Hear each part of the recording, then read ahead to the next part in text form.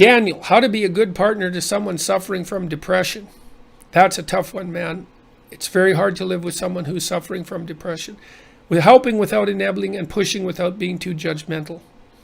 Well, again, the devil's in the details. Is the person seeing a counselor? Because if they're depressed, then they need to talk to someone. Have they tried antidepressants? Because if they're depressed, they should try antidepressants.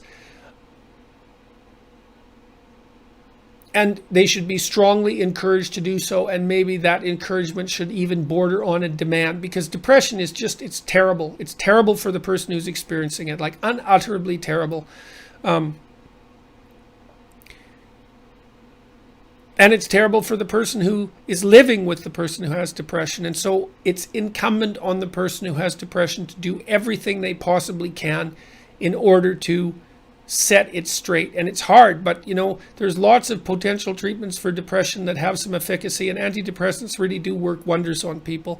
You could try 5-hydroxytryptamine too. You could look that up, 5-HTP. It's usually 3 times 100 milligrams.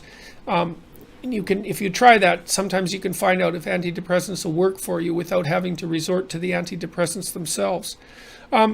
You can also help the depressed person make a plan in the morning. That can be really useful, or maybe a plan the night before if they're just not in any shape to do it in the morning, to sit down and say, okay, well, you have to get through tomorrow. And that's another good piece of advice. And so in Rule 12, I talk about that. Sometimes in relationship to depression, Rule 12 is pet a cat when you encounter one on the street. And it's a bit of a meditation about what to do when your life is in absolute crisis. But one of the things you can do with someone who's depressed is narrow, and this is what I discuss in this chapter, is narrow their time frame. Maybe a depressed person can't think a week ahead, but maybe they can think about tomorrow. And you can sit down and say, okay, well, you have to get through tomorrow. And so how are we going to structure tomorrow so that it will be okay, and so that you'll be able to sleep reasonably soundly when you go to bed tomorrow night? And then tomorrow night we'll do the same thing.